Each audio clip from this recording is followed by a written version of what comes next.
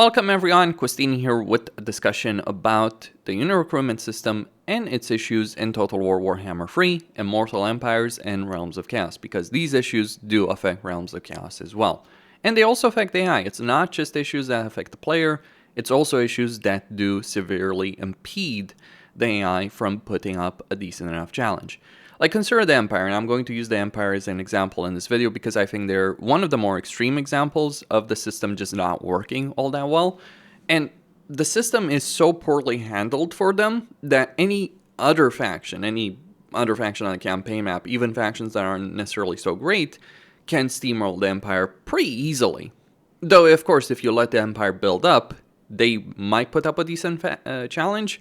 But really, you can steamroll the Empire very quickly. The Vampire Counts can do it. Dryka can obviously do it. Kislev, which has a lot of issues as a race in itself, can annihilate the Empire very, very quickly. In fact, one of the best things to do if you're playing Kislev is to conquer the Empire and take their territory, because it's much easier to take and it's much easier to defend than your territory in Kislev. And that's kind of indicative of some severe issues with the Empire that do exist in the game, and just really issues that come from the way the unit recruitment is handled. Now, the problem of the unit recruitment system is that fundamentally it's the same system that we had in Warhammer 1. Sure, it's been more relaxed, the restrictions have been more relaxed, it's easier to get recruitment done, but there's still a significant number of issues that do exist in this game to this very day.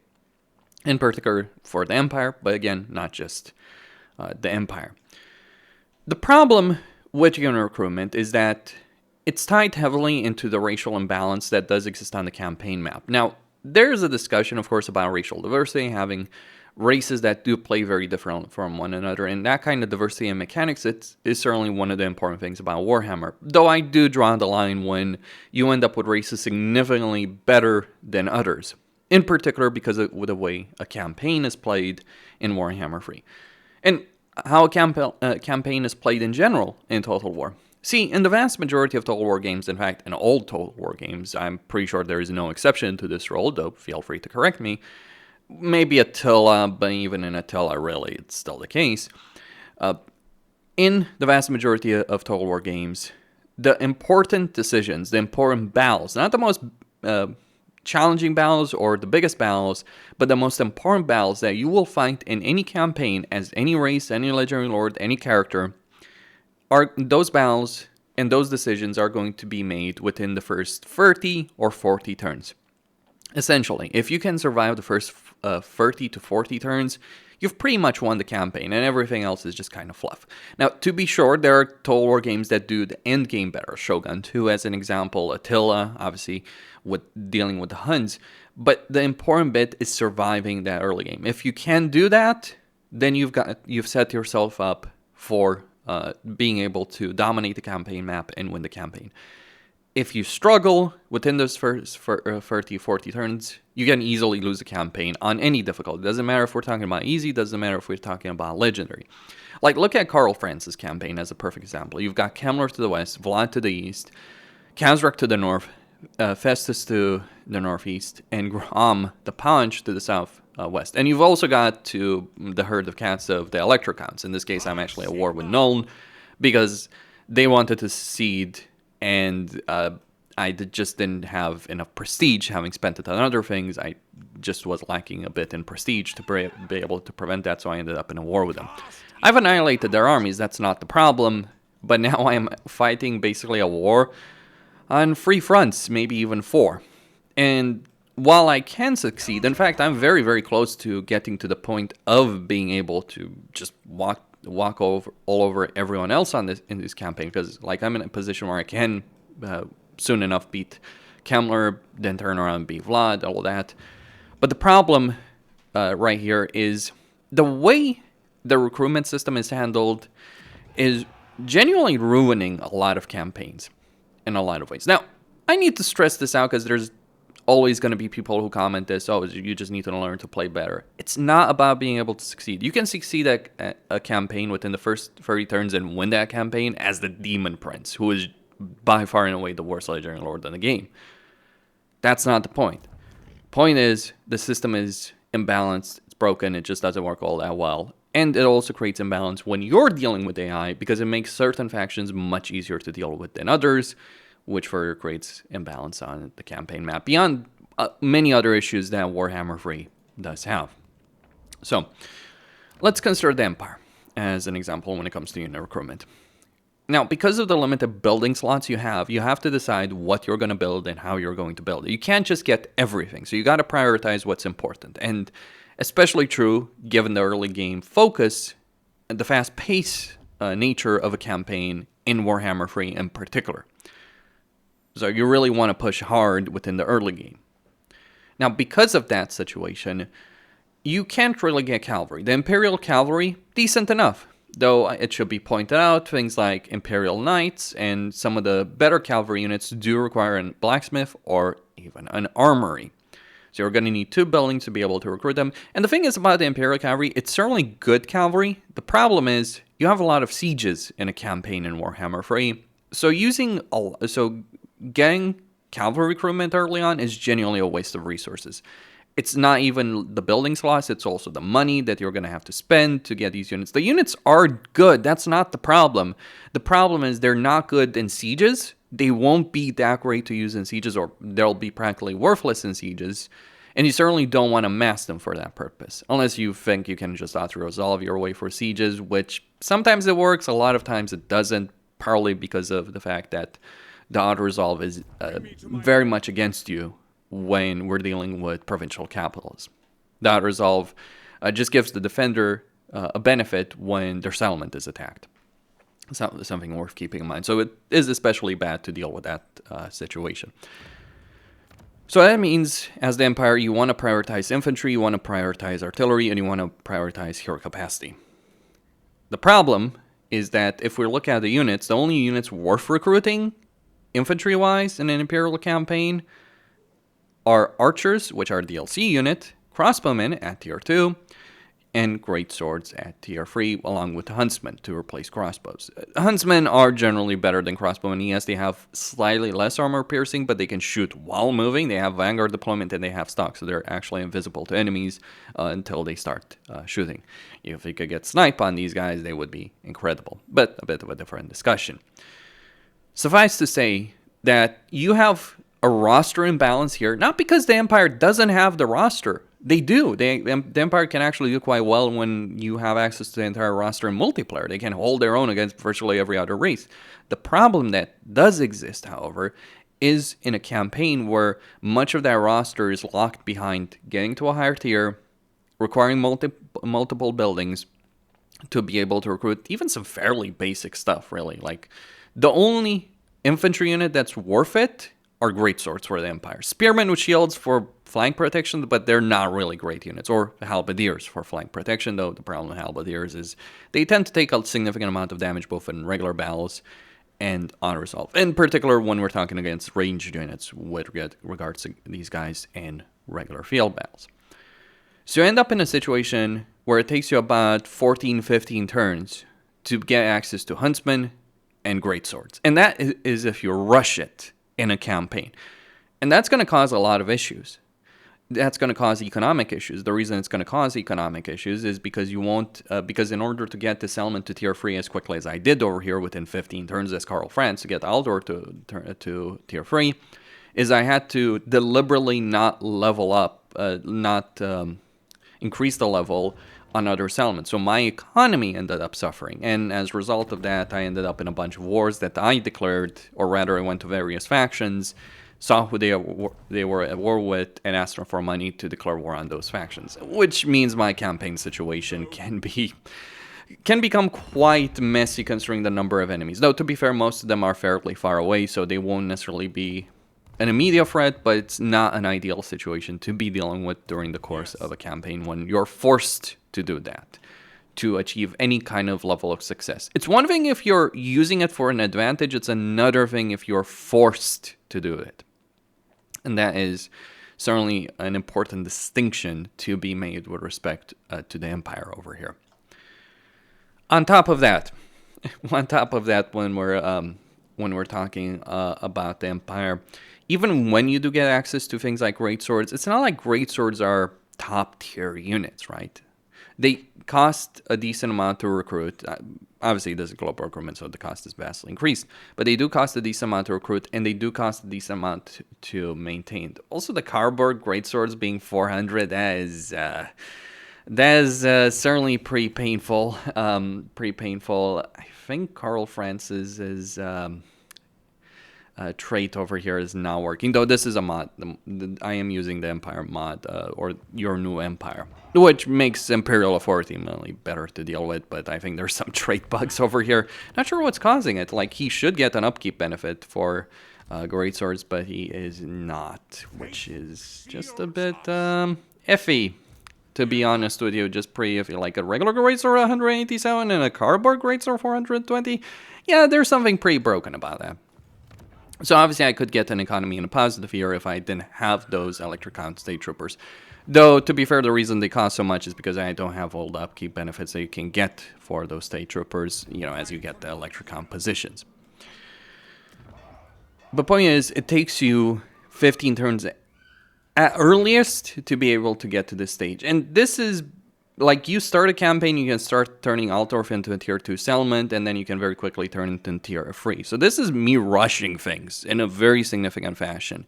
You could possibly do 1 or 2 turns faster than I managed here, but not really all that much. So you're spending that kind of time, you're sacrificing a lot of your economy, you're sacrificing building slots to be able to unlock these units, and even then you won't be able to maintain a lot of these units because, well, the economic issues that you've created for yourself. Like, it is generally better to have to go for a balanced build of your territory instead of just rushing for the highest tier, because because you make enormous economic sacrifices to do so. But for the Empire, rushing to the highest tier is pretty much mandatory because it's the only way to get access to the kind of decent units. And heroes, which the Empire needs, because their infantry roster being garbage is not that great. Also, their infantry roster just costs too much to maintain on the campaign map. And so you need things like warrior priests, you need captains, you need mages, all those problems that come with that. Like, you have a fast-paced campaign, you need access to these units, but getting access to these units costs you an arm and a leg. Meanwhile, and this is where we really talk about imbalance, other races have access to much better units earlier on. So if you consider the Greenskins, the Greenskins can recruit nasty Skulkers at tier 2.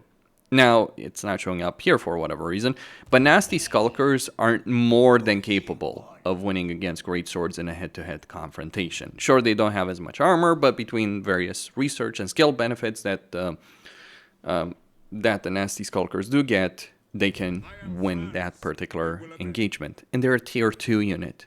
You have quite a few Greenskin campaigns where you can... Like, Skarsnik can recruit them from the very beginning of his campaign. Others can get them within 2 turns. 2 turns versus 15.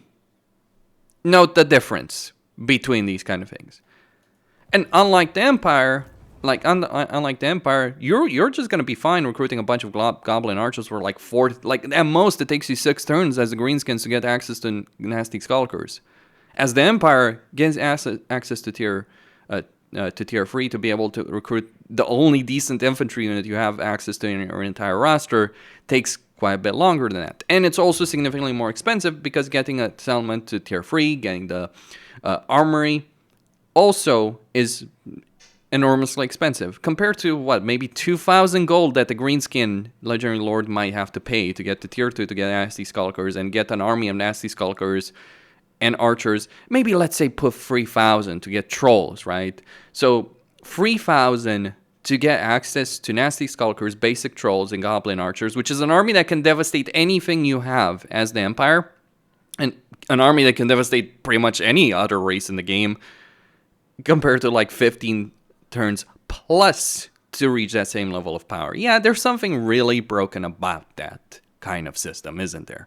When we're making that comparison, there is something really, really broken. And this, again, it's not just something that applies to the player, it's also something that applies to it. This is the reason the Empire struggles so heavily in every Immortal Empires campaign, because the same limitations you have as the player in terms of recruiting these units are the same kind of limitations that the AI has. Again, it's why certain races end up being significantly better than others. It's not just like, racial specific mechanics or post-battle loot or anything like that, Or recruitment slots. Greenskins getting 1 extra recruitment slot for every settlement they take in a province. Yeah, that makes them even more, far more powerful. Also, research and balance. Yeah, we can talk about that kind of issue as well. Like how the Greenskin research significantly buffs their faction up. Like they can get 10% casualty replenishment faction-wide without needing heroes.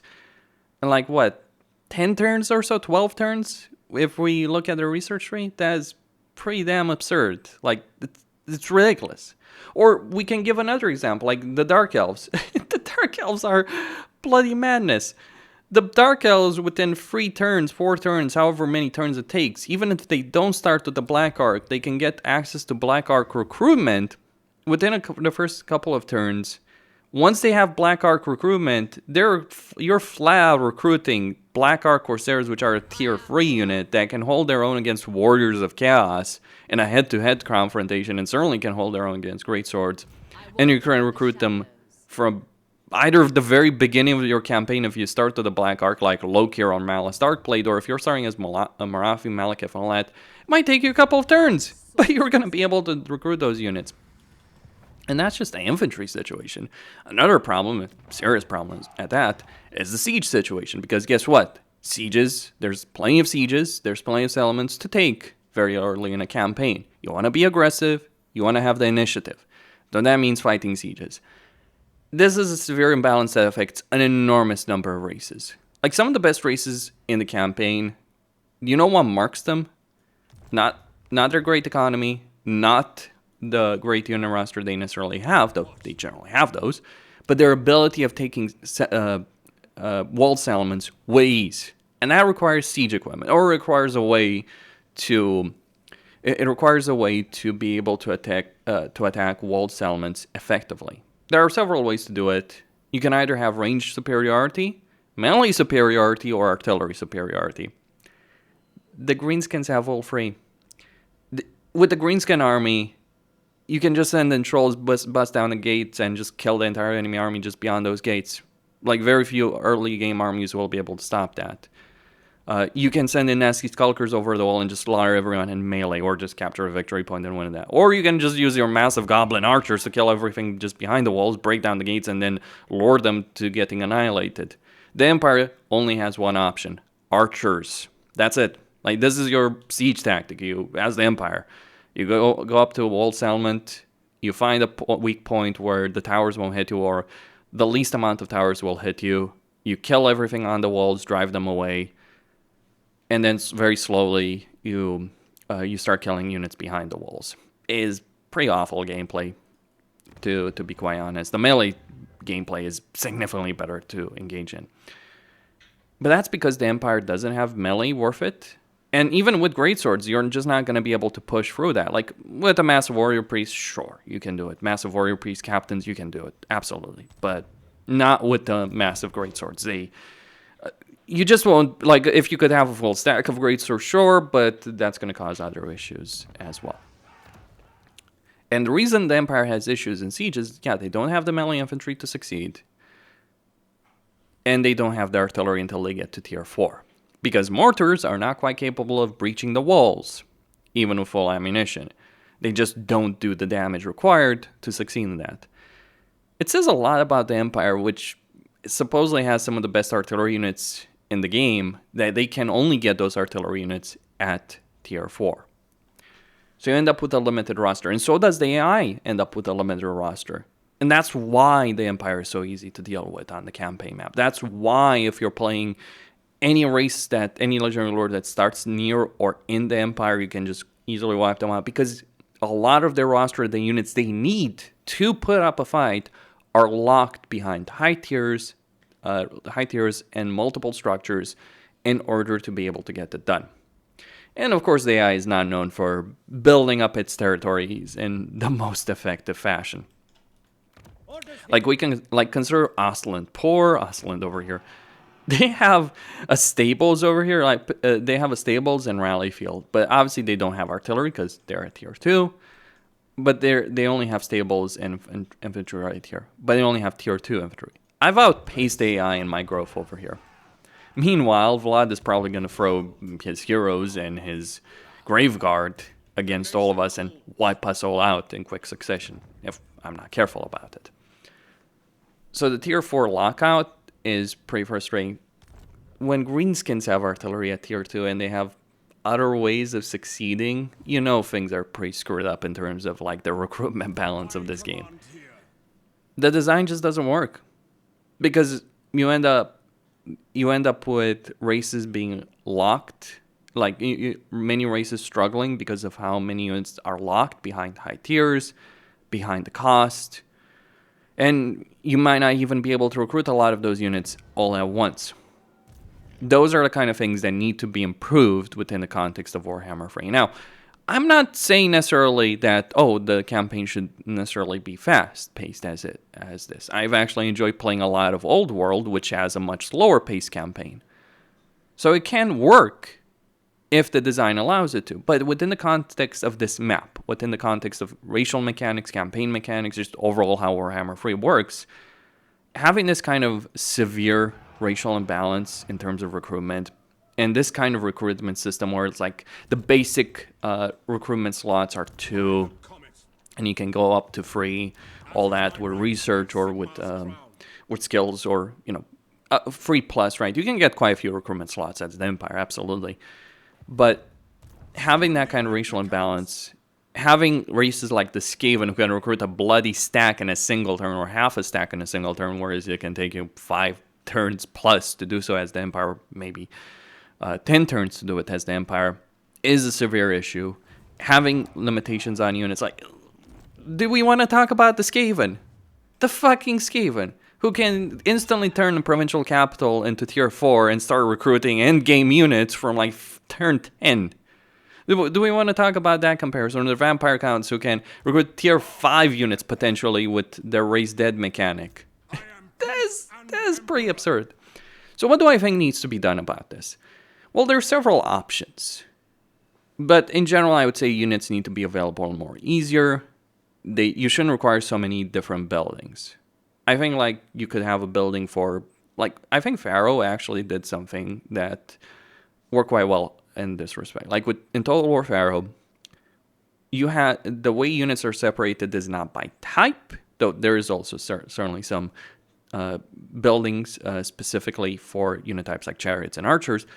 But for most part in Total War Pharaoh, units were separated by tier. So you could, or the structures. So basically you would have a structure that could recruit you, tier 1 units, and you would have access to many of them, right? Infantry, archers, spearmen. You don't have artillery in that game, but still. You could even get chariots at a higher level, right? And then as you get to a higher level, the elite units would be recruited from its own separate building. That might work better. And to be fair, this is generally how it happens for many races, even within the context of Warhammer 3. Some, like, you don't, as the Skaven, you don't recruit your best units from, like, the clan rap barracks, right? You recruit them from specific buildings for those units. So it's already something that is happening with Warhammer 3. I think it needs to be redesigned for... We need kind of a Skaven recruitment system, or the building system in a sense, like the way the Skaven buildings work. We need something similar more for more races, right? Where you can get access to good units, and something like a clan rap barracks, the equivalent of that for the Empire it's only like if you're playing Skaven, you only really use that for the sake of Skaven chieftains. You don't even care about clan rats. You ignore them. You got much better units to recruit. And you end up with much better campaigns as a result of that and significantly more power. Like, if you're playing a Skaven campaign, you're only recruiting clan rats early on if you have literally no other choice. Once you have any other choice in your campaign, you recruit that. And you can get access to those choices very, very quickly. You can get access to artillery very quickly. You can get access to monstrous units very quickly.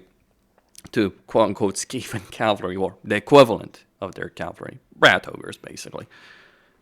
Well, the monstrous units, anyway. You can get access to powerful infantry, ranged and melee infantry as well. Like, it's kind of interesting to think about how horrible the Empire recruitment system is, and how well the Skaven recruitment system works, even though the Skaven do require multiple buildings to be able to recruit their units. But the difference is the Skaven choices actually work, whereas the Empire, like, you basically want an army of greatswords, huntsmen, artillery, and then then maybe some demigriffs, basically. Outriders with grenade launchers also work quite well, maybe just regular Outriders. That's essentially what you're going to use as the Empire. If you can get Taliban, yeah, Knights of Blazing Sun, sure, absolutely.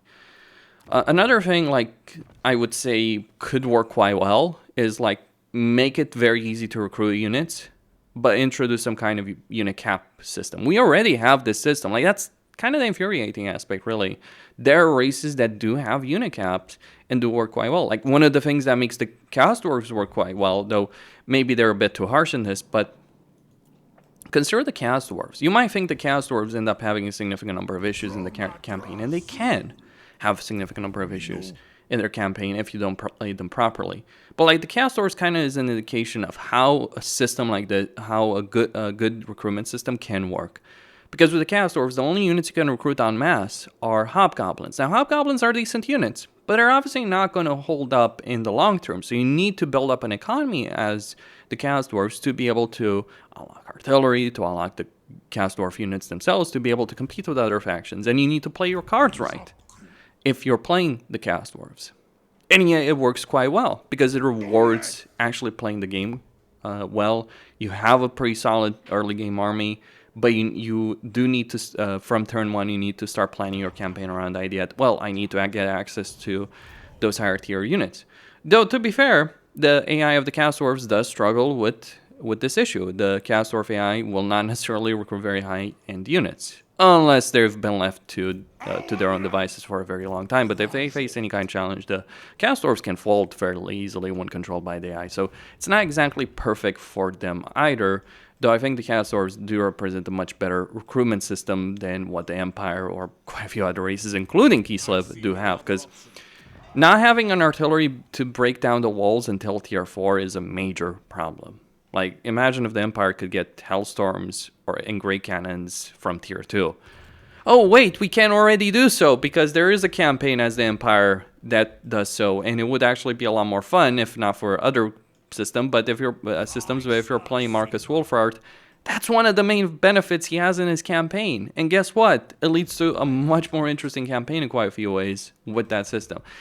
Problem for Marcus Wolfhard is everything else, including the hostility meter, but his access to units is great. It's one of the standout things in his particular campaign that does make it work. And that's something that's worth mentioning over here about how things could be improved, like, and how Creative Assembly has done it in other cases, but how they just need to improve it in far more cases that get unit recruitment more widely available.